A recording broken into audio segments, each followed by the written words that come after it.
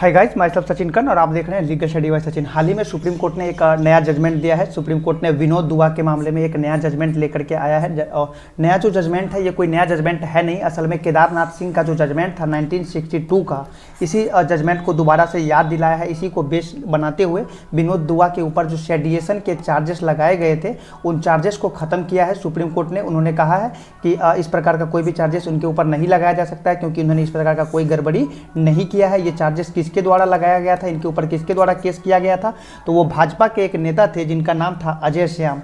अजय श्याम भाजपा के एक नेता थे। इन्होंने इसके ऊपर एक चार्ज लगाया था। किस किस बात तक का, 2-3 बातों का इनके ऊपर कंप्लेन था।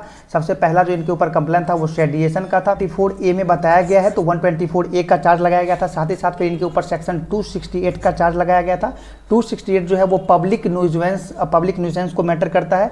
और फिर जो नेक्स्ट चार्ज लगाया गया था वो नेक्स्ट चार्ज था इनके ऊपर, वो था सेक्शन 501 का। सेक्शन 501 का भी इनके ऊपर चार्ज लगाया गया था। सेक्शन 501 किससे रिलेटेड है तो ये भी हम आपको बता रहे हैं। सेक्शन 501 का भी इसके ऊपर चार्ज लगाया गया था। ये था printing matter known to be defamatory, मतलब कुछ ऐसा प्रिंटिंग मैटर है जिसकी वजह से किसी का डिफेम हो रहा हो, तो इससे रिलेटेड है ये आर्टिकल सेक्शन 501। और साथ ही साथ इनके ऊपर 505 का भी कंप्लेन किया गया था। 505 का भी लगाया गया था। Statements conducive to public mischief, मतलब पब्लिक के जो पब्लिक मिसचीफ को बिगाड़ने के लिए, पब्लिक मिसचीफ की वजह से इनके द्वारा जो स्टेटमेंट दिया गया इसको लेकर के 505 का भी इनके ऊपर चार्जेस लगाया गया था। इसमें जो सबसे इंपॉर्टेंट था 124 है, ये सेडिएशन का है, ये राजद्रोह देशद्रोह का आरोप है। तो सबसे पहले समझते हैं कि आईपीसी में सेडिएशन के बारे में क्या कहा गया है। तो सबसे पहले जान लीजिए आईपीसी में सेक्शन 124A जो है ये सेडिएशन के बारे में बात करता है। और इसमें लिखा हुआ है कि when by words either spoken और रिटन, जब कभी भी किसी भी शब्द को अब या तो वो बोला गया हो या फिर वो लिखा गया हो या फिर साइन के द्वारा, किसी चिन्ह के द्वारा या फिर विजिबल रिप्रेजेंटेशन के द्वारा और अदरवाइज या फिर अन्य किसी भी माध्यम से इस तरह का करता है कि वो जो गवर्नमेंट है, गवर्नमेंट जो कि लॉ के द्वारा इस्टेब्लिश की गई है, इसके खिलाफ हैट्रेड या कंटेम्प्ट करता है, हैट्रेड फैलाता है या कंटेम्प्ट करता है या फिर एक्साइट करता है या फिर अटेम्प्ट टू एक्साइट करता है या फिर डिसअफेक्शन क्रिएट करता है against the government established by law, तो ऐसी परिस्थिति में उसे देशद्रोह माना जाएगा, सेडिएशन माना जाएगा। ऐसा डेफिनेशन है सेक्शन 124A में आईपीसी के सेडिएशन के डेफिनेशन को बताते हुए।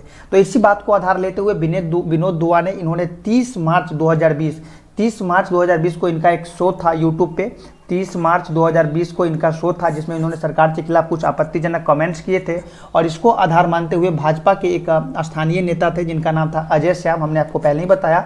अजय श्याम ने इनके ऊपर कंप्लेन कर दिया था सेडिएशन के मैटर को लेकर के। और साथ ही साथ ये सारे सेक्शंस भी 268, 501, 505 इस तरह के सेक्शंस भी इनके ऊपर लगाए गए थे। तो हाल ही में सुप्रीम कोर्ट ने इसके ऊपर फैसला अपना किया है और उन्होंने केदारनाथ सिंह जजमेंट 1962 का जो जजमेंट था ये वर्सेज स्टेट ऑफ बिहार था, इसको आधार मानते हुए इन्होंने इनके ऊपर जो चार्जेस लगाए गए सेडिएशन का, इसको खारिज कर दिया है।